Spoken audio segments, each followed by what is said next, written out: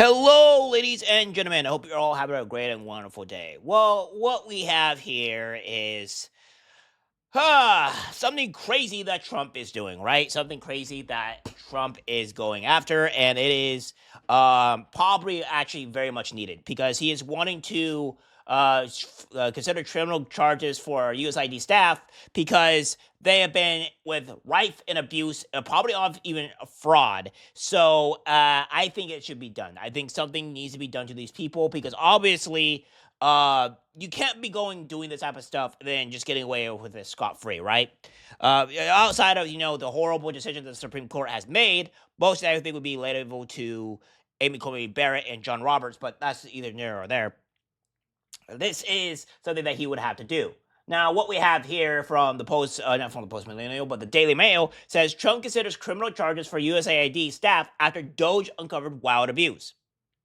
Says federal workers at USAID could find themselves behind bars for fraud after Doge uncovered a massive spending scandal at the program. Pete Marcorocco, Deputy Administrator Designate at USAID, provided the House Foreign Affairs Committee with a briefing on Capitol Hill Wednesday while discussing for the review of foreign aid implemented by President Donald Trump. Morocco told the committee he is considering sending criminal recommendations to the Justice Department regarding actions within USAID being exposed by Elon Musk's Doge. Apparently, there's still judicial action that has even come out as late as this morning. Representative Keith Self, who was in the meeting, they intend to refer USAID officials to DOJ. He shared nothing. He shared noting how fraud is a criminal act. I agree. So, it goes on to say, the Republicans share that Morocco left open the possibility that both USAID workers and grant recipients could be recommended for crimes. If they're detecting outright fraud, not just bad programs, not just ignoble programs, not just programs that don't support the national interests of the United States, if they're fighting fraud, then absolutely the wrongdoers should be prosecuted.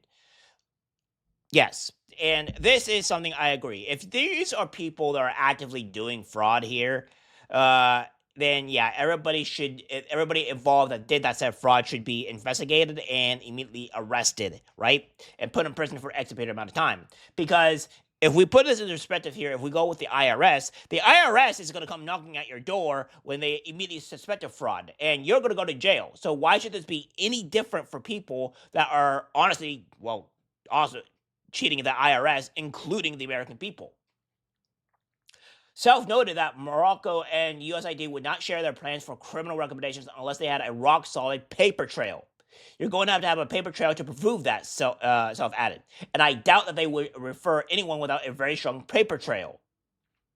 Morocco briefed the full House Foreign Affairs Committee, Democrats and Republicans, that the waste, fraud, and abuse at USAID was more severe than initially presumed, the source shared.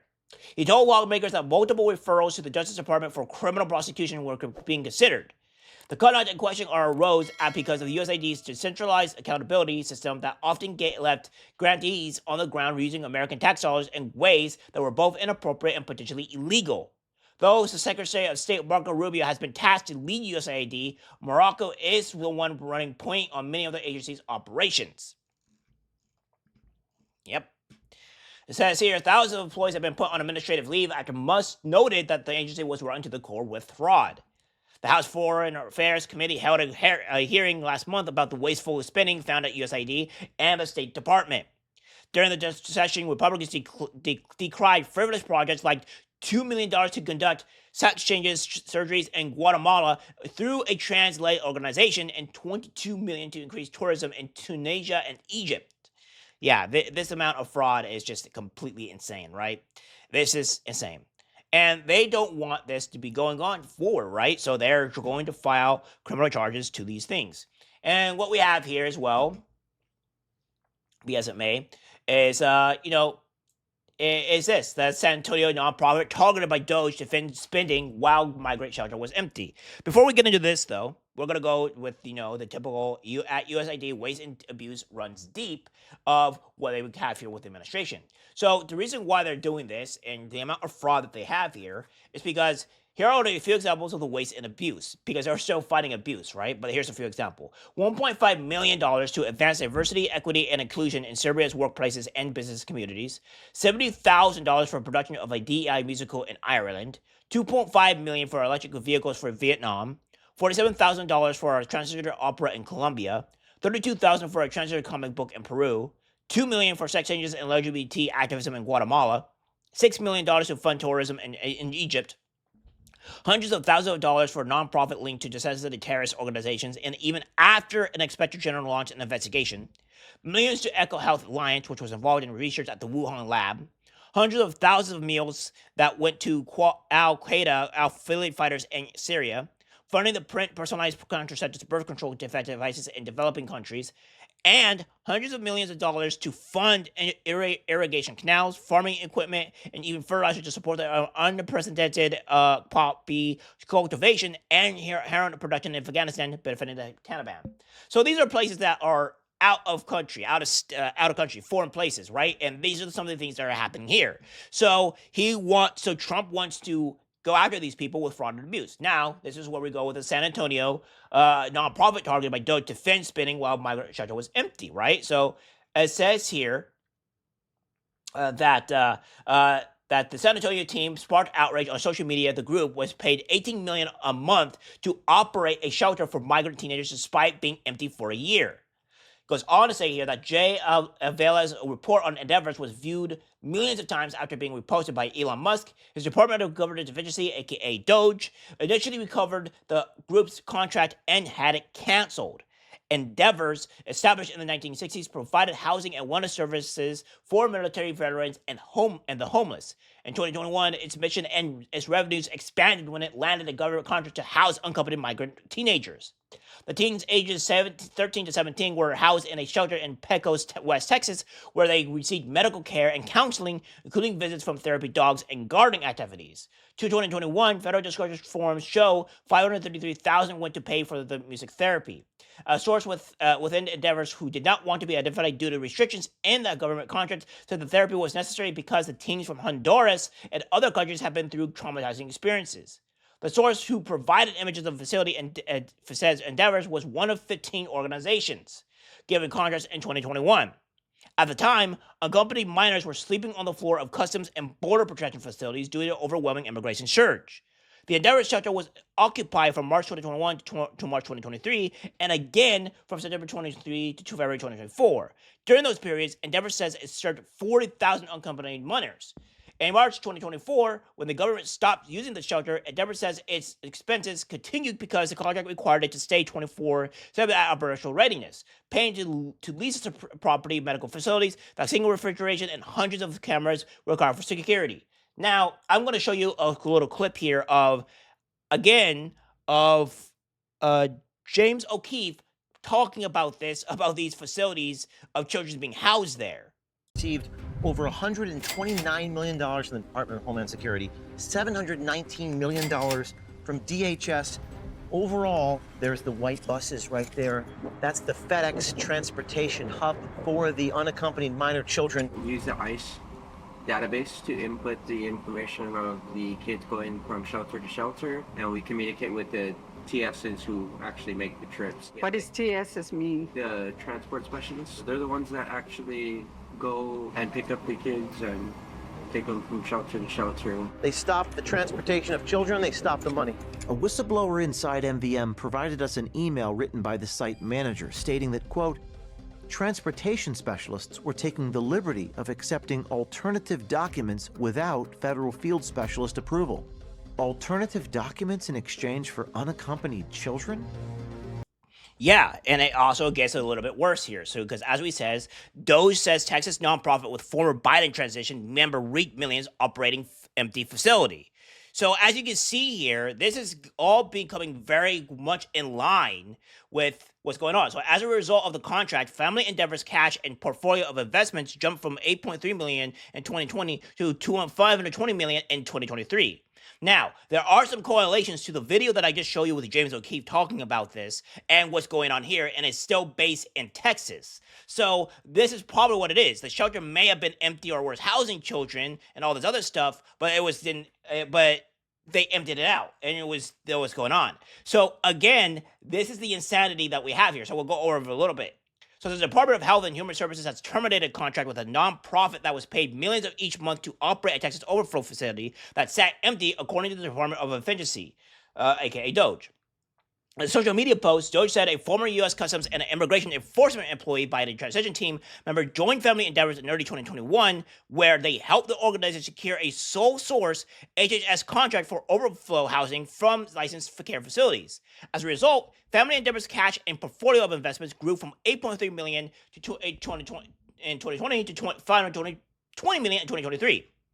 So that is what's going on here, right, guys? And it's gotten insane. And we have this as well, where from the New York Post, pretty much saying $375 billion EPA slush fund handled by John Podesta gave billions to charities founded only months earlier. So it says the Biden administration funneled at least $20 billion into environmental groups, most of which had only recently been founded, the Post has discovered. In one case, former Vice President Kamala Harris handed over a check for nearly $7 billion to Bethesda, Maryland-based group Climate United Fund, which does not appear in the IRS Charities database and has no federal filings. So essentially what we have here is immense amount of fraud, right? This is insane. So they're just going to charities and just giving money. This should definitely be investigated. The nonprofit fund had only been incorporated in Delaware on November 30th, 2023. According to public records, 5 months before Harris handed over the cash in April 2024.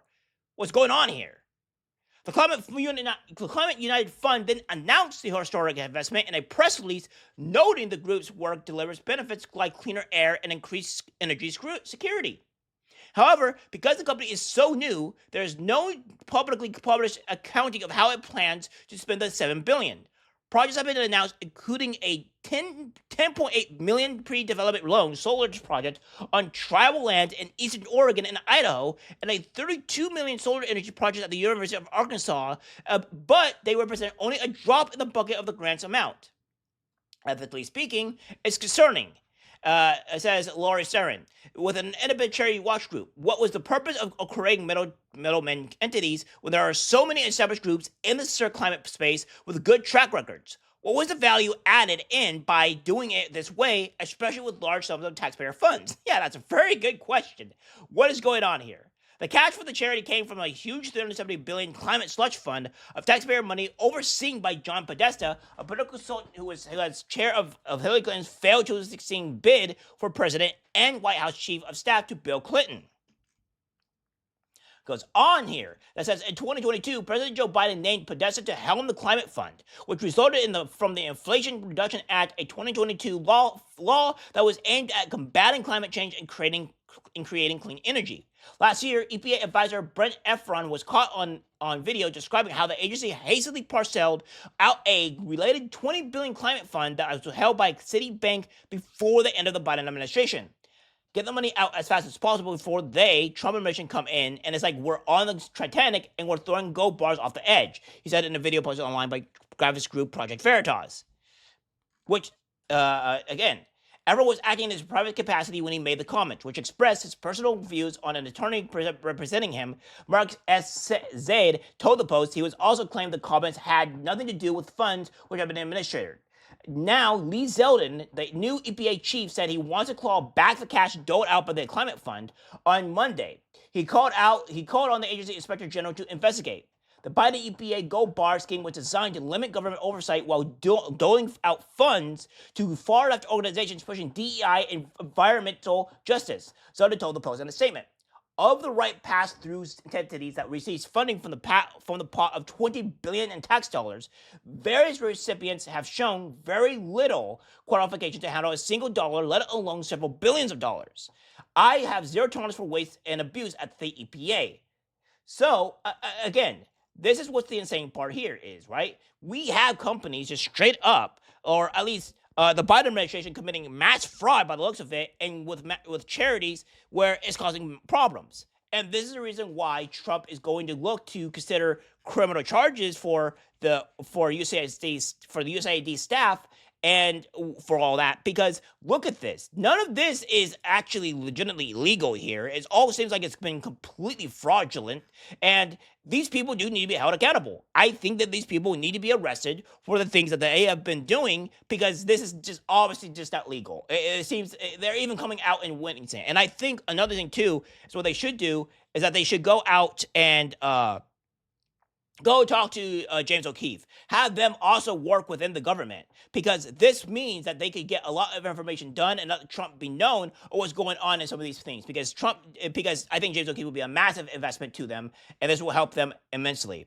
So again, it says, yet the Columbia, Maryland-based nonprofit somehow received $2 billion from the EPA fund, according to public records. The group said it was part of a coalition of 5 other charities, including United Way Worldwide and Rewiring America, a Washington, D.C.-based nonprofit, which announced from Democratic Representative Stacey Abrams would work as its corporate counsel in 2023. So, yeah, this is all insane here. So what we have is just a huge amount of fraud, a lot of bureaucrats, a lot of people that are committing crimes, and things need to be investigated. And I 100% agree that this needs to be done in order to save taxpayer money and to stop people from abusing things and all this stuff. So yeah.